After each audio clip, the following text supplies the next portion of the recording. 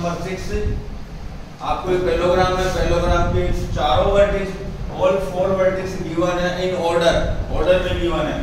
ए है 1,2, बी है 4,y, सी coordinate है x,c और डी है 3,5 और आपको फाइंड करना है इसमें x और y का वैल्यू, x और y का वैल्यू फाइंड करना है।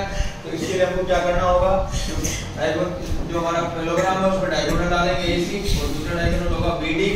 आप देखोगे पैरेललोग्राम में जो डायगोनल्स होते हैं वो बाइसेक्ट करते हैं एक दूसरे को, जो AO इक्वल होगा CO के, तो मिड पॉइंट हो जाएगा A का और C का दोनों का। ऐसे ही आपका ये जो BO पार्ट है ये इक्वल हो जाएगा OD के, बिल्कुल बाइसेक्ट करते हैं डायगोनल, इसलिए तो ये जो O है B और D का भी मिड पॉइंट होगा, A और C का भी मिड पॉइंट होगा। तो हम मिड पॉइंट वाले फॉर्मूले से O के लिए कोऑर्डिनेट फाइंड करेंगे। वन टाइम तो A और C से फाइंड करेंगे और सेकंड टाइम B और D से, क्योंकि दोनों का ही ये मिड पॉइंट है यहाँ पर। चलो पहले पॉइंट A और C से हम मिड पॉइंट वाले फॉर्मूले से फाइंड करते हैं। A का कोऑर्डिनेट है 1 और C का कोऑर्डिनेट है आपका x,6 और हम फाइंड कर रहे हैं कोऑर्डिनेट को, कोऑर्डिनेट ऑफ पॉइंट O किससे, A और C से। x equal x1 plus x2 upon क्या आएगा 2 and y equal y1 plus y2 upon 2। कौन सा फॉर्मूला यूज किया मैंने, मिड पॉइंट वाला फॉर्मूला यूज किया, तो मिड पॉइंट है वो आपका A और C का। वैल्यू पुट करते हैं, x1 हमारा 1 और x2 कितना है x upon 2 and y equal y1 कितना होगा 2 प्लस y2 कितना हो जाएगा 6 अपॉन 2। ये तो सोल्व होगा नहीं, बिकॉज़ इधर भी x है इधर भी x है, तो x का वैल्यू यही रहेगा हमारे पास, ठीक है। लेकिन यहाँ पे ये सोल्व हो जाएगा, y इक्वल हो जाएगा 6 प्लस 2 8 हो गया अपॉन 2 से डिवाइड होगा क्या आ गया y का वैल्यू 4। ये हमने A और C से O के कोऑर्डिनेट फाइंड किए मिड पॉइंट वाले फॉर्मूले से। अब इसी O के कोऑर्डिनेट हम नेक्स्ट अनदर B और D से फाइंड करेंगे, बिकॉज़ B और D का भी ये मिड पॉइंट है। तो यहाँ पे राइट करते हैं। अब B का जो कोऑर्डिनेट है वो कितना गिवन है हमको 4,y और D का जो कोऑर्डिनेट है वो क्या गिवन है बेटा हमको 3,5।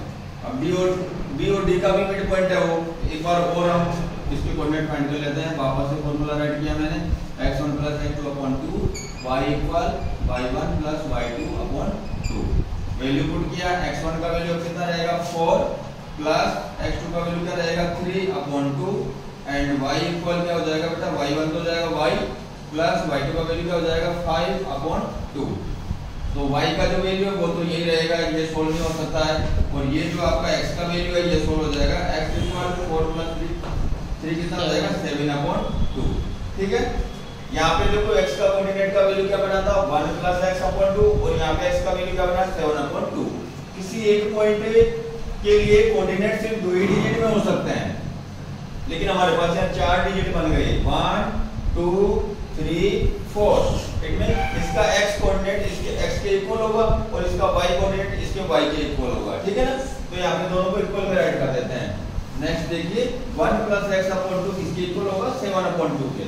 यहाँ राइट किया मैंने 1 प्लस x अपॉन 2 इक्वल होगा 7 अपॉन 2 के। क्या कर देंगे बेटा इसको क्रॉस मल्टीप्लाई करेंगे, तो यहाँ पे देखिए 2 इन दोनों से मल्टीप्लाई होगा 2 1 जा 2 प्लस 2 को x से मल्टीप्लाई किया 2x इक्वल 7 2 जा 14। 2 का ट्रांसपोज करेंगे तो 2x इक्वल 14 माइनस 2 प्लस में है माइनस में चला जाएगा, x इक्वल 14 में से 2 गया 12 अपॉन में क्या जाएगा बेटा 2 से डिवाइड किया कितने टाइम होगा 6 टाइम। ये x का वैल्यू आ गया। अब y का वैल्यू फाइंड करना है हमको, तो ये जो y कोऑर्डिनेट है आपका ये किसके इक्वल होगा इस y कोऑर्डिनेट के इक्वल होगा, तो दोनों को इक्वल में राइट कर लीजिए। क्या राइट करना है y प्लस 5 अपॉन 2 इक्वल होगा किसके 4 के। यहाँ पे y प्लस 2 5 अपॉन 2 इक्वल होगा 4 के। इसके अपॉन में 1 राइट किया और वही किया क्रॉस मल्टीप्लाई यहाँ पे हमने, तो देखो y 1 मल्टीप्लाई होगा y प्लस 5 से तो 8 आएगा 1 y प्लस 5 इक्वल 4 2 जा 8। ट्रांसपोज करेंगे y इक्वल 8 माइनस 5 तो y का वैल्यू आ गया 3। ये लीजिए दोनों फाइंड करने के लिए करता है x और y दोनों आ गए, x का वैल्यू 6 हो गया y का वैल्यू 3 हो गया। अब नेक्स्ट क्वेश्चन है इसके अंदर आपके 7.2 में क्वेश्चन नंबर 7। क्वेश्चन नंबर 7 में आपसे कह रहा है कि एक सर्कल है, ध्यान से देखिए एक सर्कल है, सर्कल में ये इसका सेंटर हो गया और ये हो गया डायमीटर। डायमीटर का नेम है ए बी और सेंटर है आपका, सेंटर को अक्सर हम ओ बोलते हैं। इसमें आपको गिवन है कोऑर्डिनेट बी का तो 1,4 और जो सेंटर है उसका कोऑर्डिनेट भी गिवन है, क्या था बोलना है, 2, -3 और ए का कोऑर्डिनेट आपको फाइंड करने के लिए कह रहा है। क्वेश्चन नंबर 7 में ए के लिए कोऑर्डिनेट नहीं है आपके पास, अगर होते तो हम इसको क्या बोलते, x1 y1 और ये क्या बनेगा आपका x2 y2 और ये x और y की वैल्यू आपको गिवन है यहाँ पर। अब यहाँ पे देखो ए भी डायगोनल है, ओ सेंटर है, तो ओ मिड पॉइंट होगा ए बी का, क्योंकि सेंटर मिड पॉइंट भी होता है सर्कल में, ठीक है। तो इस क्वेश्चन में भी हमको मिड पॉइंट वाला ही फार्मूला यूज करना है x और y1 का वैल्यू फाइंड करने के लिए। तो फार्मूला यूज करते हैं, x equal x1 plus x2 upon 2 and y equal y1 plus y2 upon 2। Value put करते हैं, x का वैल्यू यहाँ पर क्या पुट करेंगे हम, यहाँ से 2 इक्वल x1 कितना है बेटा, x1 ही राइट होगा, फाइंड करना है, प्लस x2 क्या हो जाएगा बेटा 1 और अपन में क्या आएगा 2। y का वैल्यू क्या पुट करेंगे यहाँ से, -3 इक्वल y1 कितना होगा, y1 ही राइट करना है बिकॉज फाइंड करना है, और y2 का वैल्यू कितना होगा 4 और अपन में क्या बेटा 2। देखिए इसके अपन में 1 राइट किया, यहाँ पे मैंने अपन में 1 राइट किया, दोनों को क्या कर देना है आपको, क्रॉस मल्टीप्लाई कर देना है, ठीक है ना।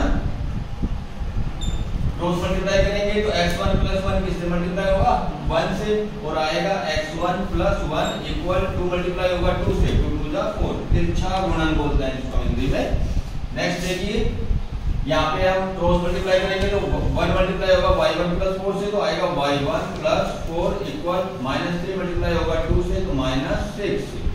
ट्रांसपोज कीजिए, x1 इक्वल हो जाएगा 4 -1, कांस्टेंट कांस्टेंट वन साइड करेंगे, यहाँ भी ट्रांसपोज करेंगे, y1 इक्वल हो जाएगा 6 -4, प्लस से माइनस हो गया, +1 भी -1 हो गया, x1 इक्वल आ गया 4 में से बन गया 3 एंड x2 इक्वल क्या, y1 इक्वल क्या आ जाएगा बेटा, 6 में से 4 गया तो 2। इट मींस आपके ए के कोऑर्डिनेट क्या बन गए, पॉइंट ए के कोऑर्डिनेट बन गए 3, 2। ये आंसर हो गया दोनों क्वेश्चन।